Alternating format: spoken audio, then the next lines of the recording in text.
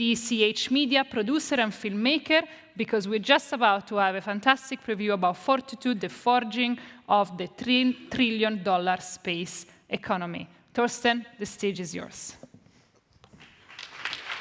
I'm Torsten Hoffmann, an award-winning filmmaker, entrepreneur, and techno-optimist.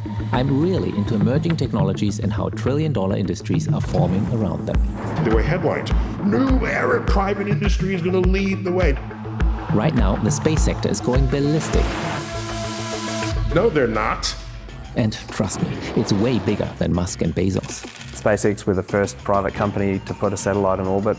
We were the second. So allow me to whirl you around the world, catapult you into orbit, and hurl you through space.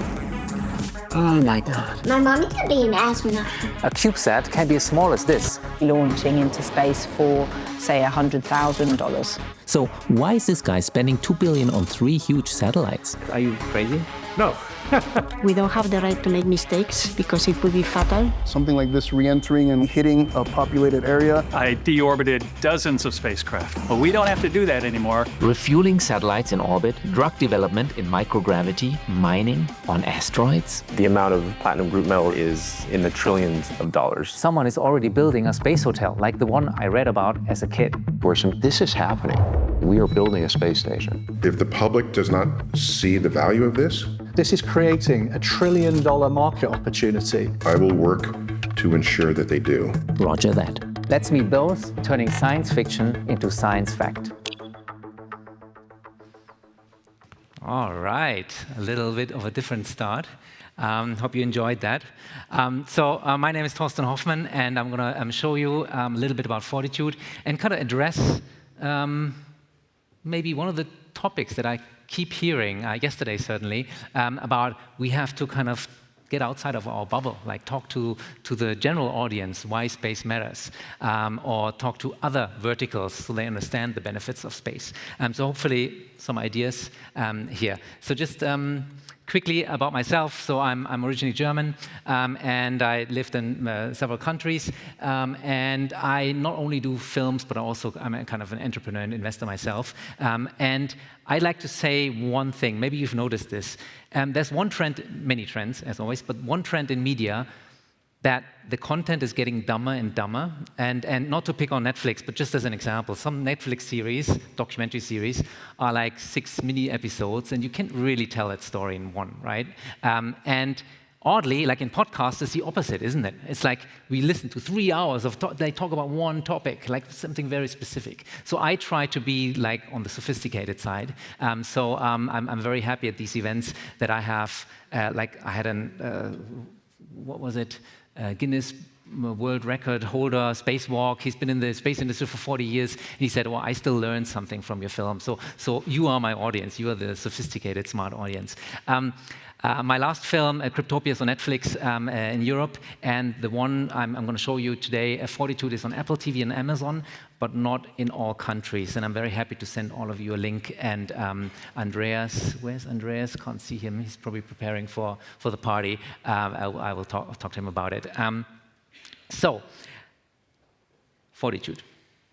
Fun project. Took me more than 3 years to make 90 interviews all around the world, 4 continents, went all over the place. And the reason why it takes so long is I'm kind of like an honest entrepreneurial filmmaker. I actually learn every time you talk to me. I learn something new. Oh, you should check out these guys. You should check out these guys and this company. What do they do? And that's why it takes way too long, and it's not very economical. But at least it's not a broadcaster or Netflix telling me what to film. It's my own stories.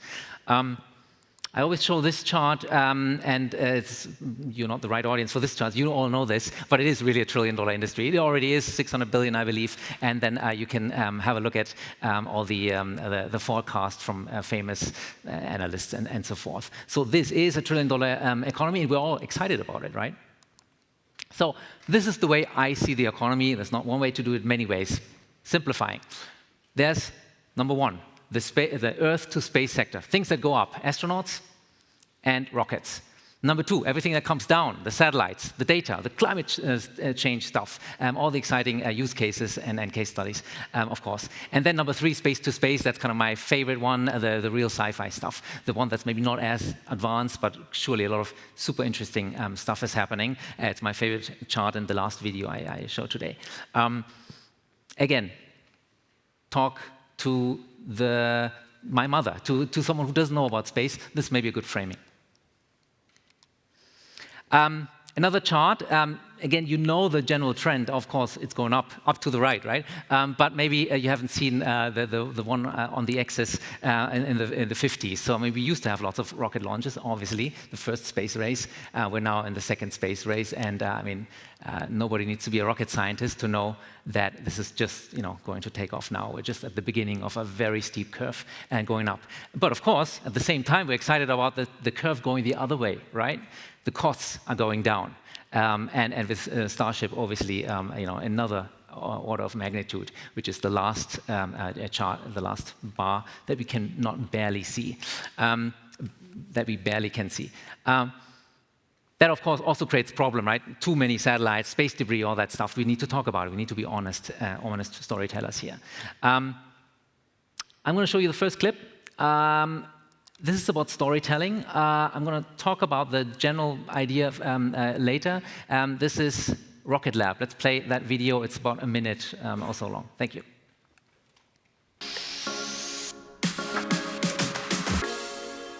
SpaceX were the first private company to put a satellite in orbit. We were the second. We're often asked, like, who do we see as our competitors? And really, it's only SpaceX, if we're honest about it. Peter didn't go to university and instead cut his teeth building jetpacks and bicycles with rocket propulsion. He founded Rocket Lab in the most unlikely of places, New Zealand. His home country lacks robust venture capital, and don't they have strong regulations there? That's right. Can you hear me, guys? Yeah, I can hear you fine, Torsten. I do also hear sometimes a little bit of criticism about the fossil fuels that are being burned. We have more carbon emissions from the diesel generators at the launch site than we actually do from the rocket. But like I say, for one launch for us is the equivalent of going from LA to San Francisco, and I don't know how many hundred flights there are that a week, but tremendous number. Rocket Lab has an impressive track record and a stellar reputation, but does what you guys are doing even matter if a company like SpaceX is pulling up 200,000 kilograms a quarter? Yeah, no, that's a fair question. And the reality is, as I mentioned to you before, like if you have to get a satellite to a particular destination for it to be commercial. So piling up 100 tons of satellites and dumping them all out in one spot doesn't make a business. It's kind of got all of the advantages and disadvantages of riding a bus. So, you don't get your schedule certainty. The bus arrives when it arrives and it leaves when it leaves. You might be sitting beside someone smelly, but it's cheap. Right, so you won't see Peter taking the bus anytime soon. His company is like a white-gloved limousine service. Personally, I am more of an Uber guy. We are kind of Uber in space, just a little bit more complicated. For example, when Falcon 9 delivers a bunch of satellites to the target orbit. So we had to cut it off for time, but I'm going to say something about Exolaunch, one of my favorite companies, in a second. But just quickly, what happened here, right? So Rocket Lab, great guy, read the book, Ashley Vance's book recently, amazing backstory to Rocket Lab. He says, SpaceX is just a bus, right? It leaves when it leaves, might be late, something like that, right? But we are a limousine service, that's kind of like the analogy that I made up. And then I am more of an Uber guy. And then Exolaunch tells me how that works, the ride sharing. It's a fantastic sequence, and actually we should celebrate. I'm a techno-optimist. We should celebrate these companies, especially local European companies. And then the next one is the Express. Then they said, okay, well, maybe the military doesn't want the Uber. The military might want an Express. They call up Firefly in this case. You got to launch within 24 hours. And they actually made it to a specific point in orbit within 24 hours. Never been done before, faster than 21 days. So that's the next story. So storytelling: bus, limousine, Uber, Express. One way to tell a story. Again, it's not the only way to tell a story, but that's how I did it. And hopefully you enjoyed that one. All right, so more charts. I think just one slide, maybe two. Obviously, the number of satellites going up, again, up to the right. Great news. If you look a little bit closer, it's mostly 80%, I think, American, right? We celebrate the European space ecosystem, but let's be honest, 80%, right? And then the 80% of that is one company. And I think the script line is dominated by a single company, run by a very singular man. So it's a very special relationship there. Up to the right, but with a little bit of a disclaimer here. Many interesting use cases in satellites. Obviously, those are the ones that you typically hear. I love the simplicity of it. Planet Labs, largest satellite constellation in the world, they tell me from the first generation of satellites to the current one, a 10,000-fold increase in capability. Make it simple, make the numbers big. That's what, how you tell the story. 10,000 times X. Then that lady, she used to work for a space agency, now at Catapult. She basically says, I used to work on billion-dollar satellites. Now you can launch for 100,000. That's another 1,000x. So multiply these numbers. It's crazy, right? What an exciting time to be in this industry. And then many use cases, obviously, and you know more about this than I do.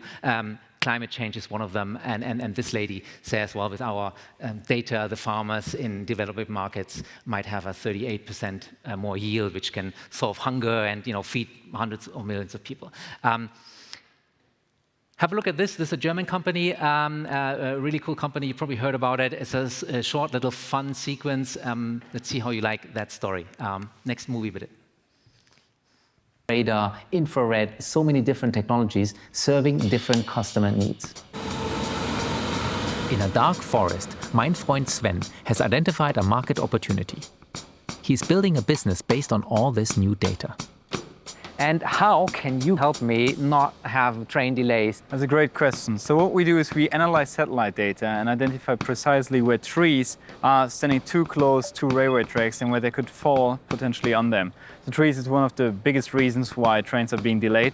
We can identify where the trees are, how tall they are, whether they are sick. So what we do is we take two satellite images, which are taken from slightly different angles. And from these two satellite images, we calculate the height of the tree. It works very similar to your human eye. So your eyes can calculate depth. 3D glasses for satellites. Brilliant. LiveEO has raised one of the largest space investment rounds in Europe. They already protect millions of miles of railway tracks and electrical grids globally. With their help, I'll make it to my next destination on time. A former American spy station in Berlin, Teufelsberg. Locations like this remind us that governments have been spying on other governments and sometimes their own citizens for a very long time. But finally, space data can empower us to look back at government activities with a virtual time machine. I think our data in general can be very empowering for journalists around the world. It's a tool that enables them to see what's going on. There's a great case where some journalists from BuzzFeed had used our data to discover Uyghur detention camps. Mega is an investigative journalist who was based in China for many years until, somehow, her visa wasn't extended. Thanks, Luke. Thanks for catching that. Satellite data helped her and two collaborators to get to the truth on the ground, and they won a Pulitzer for it. So basically, the process started actually with Baidu Maps, where we noticed that. So just to kind of recap what we just saw, I mean, it's totally crazy. Again, think about my mother or your friend who doesn't know about the space industry. Two satellites, slightly different angle. You can measure an individual tree, how high it is, can see whether it's sick and whether it might fall on the power line or train track. And this guy is building a business around it. So it's just fantastic. And by the way, I should have said earlier, even though this is a celebration of space and of this industry, we also need to be honest about critical questions. So maybe you remember the Rocket Lab. I did ask the question about emissions, right? CO2 on the way out. His answer was very good. I also asked him, well, SpaceX is way ahead of you. Why are you different? And again, we don't want to shy away from tricky topics. And I chose to put in the China human rights story. That lady basically used satellite data, among other things, including sources on the ground, to actually check whether these are concentration camps or not. And they won the Pulitzer Prize for it. And she has nothing to do otherwise with space, but she used space data. Okay, let's see what we have next here. What's this? DJ? Here we go. Yes. Space to space. We're in a Raumschiff, in a space station. So my favorite chapter, space to space. Many cool use cases. I'll just do a few bullets here. Some of it might also be new to some in the audience. I mean, obviously, we're now building private space stations. ISS is kind of on its way out, and one of them is built in Germany, by the way. And ESA is a key partner of Starlab. Axiom is the other one. The one that the thing about Axiom that I highlight is that their launch sequence is different. They actually attach to the ISS, then build more modules, and then detach from it. So it's a different launch model. Whereas Starlab goes in one Starship, and the whole station is being launched by one rocket launch. It's crazy. And then what can you do on these space stations? I mean, obviously, you can do interesting pharma, microgravity research. We have Merck as a use case there. We can manufacture special materials that we otherwise would not be able to manufacture. An expert from the European Space Agency tells me about that. Again, very sci-fi, maybe a few years out, maybe not quite commercial, but really cool stuff to tell a story. And then maybe the craziest is asteroid mining, and I mean, obviously, it's $1 trillion market. Each one of those, gold or platinum and stuff. But the interesting bit about that startup is they actually had more money than they needed, like from investor interest. I mean, that story was so sexy to American investors in their accelerated program that they couldn't take on all the investment. And that is something that I hear from this ecosystem, that maybe the money isn't flowing as freely here. And then what else can you do on the spaceships? Obviously, you can have a hotel. So I want to show you one of my favorite scenes, kind of a fun one to script. Hopefully, you get a chuckle or two out of it. This is the Space Hotel. Next video, please. Gold rush happening right now. Maybe someone is already building a space hotel, like the one I read about as a kid. Well, we signed a partnership with Hilton, and as you reimagine human habitation in space, why not go to a habitation expert? So that's one strength that Hilton brings to the table. I don't know how many stars this hotel will have in the Hitchhiker's Guide, but I'll take the penthouse with the views, please. Second strength is they're spending a lot of money researching things like antimicrobial technology. Finally, some peace and quiet, a real getaway. In the space elevator, I imagine how my stay would be like. For once, I'll hit the gym before sunrise and finally will improve my bench press. Here, I'll even weigh less. And it's also a brand that everyone knows. And I think it lends credibility to the fact that this is happening. I'll have my Ecuadorian coffee just over the equator and eat my yogurt while spying on the Great Wall of China. Oh, it's full of stars. Well, it's going to be expensive. I hate to break it to you, Torsten. It's not going to be cheap. It's definitely going here. When you're hungry, there is no bigger food desert than space, a place where you cannot waste anything. So how can humans live here sustainably? Paris-based Interstellar Lab. So the sequence here, sure, that wasn't hard to understand. Space stations are being built. The Hilton is one of the clients on it. They are building a space station. Then you have to eat, so you're hungry. But all these lines, every single word almost in that script was related to a previous story. So I mentioned yogurt, where we have a school class that sent yogurt, probiotic yogurt, to the space station and analyzed the bacteria. There was a line about equator, right? Spying on the Great Wall of China as the reference to the other story. So we try to be very intricate and make it fun. In fact, one of my producers, René, is here. He said something very nice. Where's René? Hi, one of the producers from Switzerland. He said, I've now watched the film 5 times and still I find new little things. And so those are like the little nuggets here. I've been talking a little bit fast, which gives you more opportunity to maybe ask a few questions or to go to the beers earlier in a minute. But I want to say one thing for all of you from the German-speaking world. So this film is already on Apple and on Amazon, many countries, but we are now doing a German version of it. A German version, meaning not only translating, but actually adding German voices, German speaking, sorry. German, Swiss, or Austrian, voices, experts, interviewees, companies, startups. And also, we're going to do that with frequency. So maybe you tell me this, we're going to raise this much money, we're going to launch in this year. Next year, I'm come back and ask you, did you actually launch? Or, did you get rich? Or did you fail? We want to develop these stories. So I'm hopefully a frequent guest at these things. And I've been for 3 years now. And to really become a partner and do more of these films, but also maybe events with you guys. So that was it. I'm just gonna say thank you again to the organizers for having me. And please ask some questions, because I know I'm seeing a few puzzled or interested minds here. So let's hear it. And then Emma, you can also come up. I think we're gonna have a Q&A. So sorry, thank you so much.